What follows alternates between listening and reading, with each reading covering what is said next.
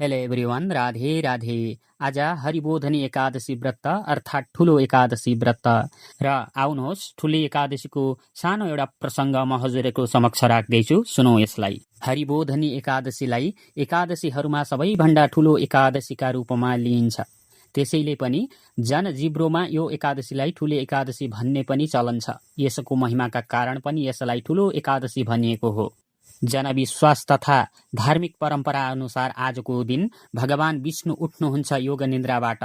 हरिशयनी एकादशीबाट चिर निन्द्रामा सुत्नुभएका विष्णु भगवान आज उठ्ने विश्वास भएकाले पनि आजको एकादशीलाई विशेष मानिन्छ र आजको दिन तुलसीको विवाहको दिन भनेर पनि चिनिन्छ।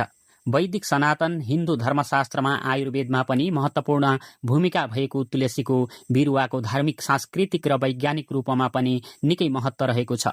त्यसैले त हिन्दू धर्मावलम्बीहरूले आफ्नो घरमा पनि तुलसीको मठ बनाउने र त्यसलाई पूजा गर्ने गर्दछन्। वैदिक सनातन संस्कारमा तुलसी पूजाको ठूलो महत्त्व छ।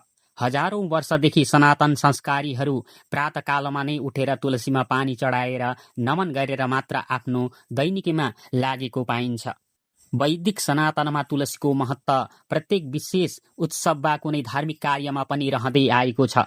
मानिसको जन्म हुँदा होस् या मृत्यु हुँदा नै होस् किन नहोस्, सनातनी संस्कारमा तुलसीको बिरुवा वा तुलसीको पातको प्रयोग हुँदै आएको छ।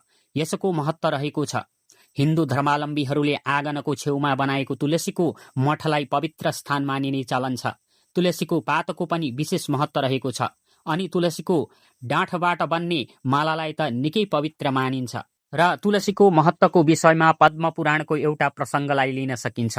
बिन्दा देवीले पृथ्वीमा आएर भगवान विष्णुलाई आफ्नो पतिको रूपमा पाउन गरेको तपस्यासँग तुलसीको महत्त्व जोडिएको छ। त्यस्तै श्रीमद् भागवत पुराणमा पनि तुलसीको बिरुवाको दैविक गुणलाई व्याख्या गरिएको छ। भोजनमा सधैँ तुलसीको पात पनि राख्ने भगवान श्रीकृष्णसँग पनि तुलसीका विभिन्न प्रसङ्गहरू जोडिएका छन्। त्यसैले पनि अन्जुलीभर पानी लिएर तुलसीको पातमा सफा हृदयले अर्पण गर्दा मात्रै पनि श्रीकृष्ण भगवानको कृपाले आफूले चाहेको फलहरू मिल्ने विश्वास पनि गरिन्छ। स्कन्द पुराणमा पनि तुलसीको पूजा गरेमा अनन्त फल प्राप्त हुने प्रसङ्ग उल्लेख गरिएको छ। हरिशयनी एकादशी अर्थात् तुलसी रोप्ने एकादशीमा रोपिएको तुलसीको बिरुवा आजको दिनसम्म निकै हुर्किएको हुन्छ। आषाढ शुक्ल एकादशीमा रोपिएको तुलसीको बिरुवालाई आजको दिन पिपलसँग विवाह गरिदिने प्रचलन पनि रहेको छ।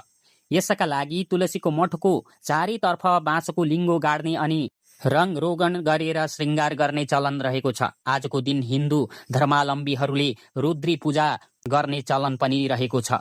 दियो कलश गणेश सहित सबै देवी देवताहरूको श्री शालिग्राम भगवानको श्रद्धा एवं भक्तिपूर्वक पूजन गर्नुपर्दछ आज। र भोलिपल्ट अर्थात् द्वादशीका दिन नयाँ धान कुटेर भगवानलाई अर्पण गरी प्रसाद स्वरूप न्वागी खाने प्रचलन पनि रहेको छ। र आजको दिन भगवान विष्णुको भजन कीर्तन गर्दै रातभरि जाग्राम बस्ने चलन पनि छ। यसरी गरिएको पूजा एवं आराधनाबाट हामीलाई सुख, समृद्धि र सबै प्रकारको मनोकामना प्राप्त हुने धार्मिक विश्वास रहेको छ। र ठुलो एकादशीको प्रसङ्ग र आजको भिडियोलाई मैले यतिमै समाप्त गरेँ। हजुरहरूलाई भिडियो कस्तो लाग्छ अवश्य कमेन्ट गरिकन भनिदिनु होला।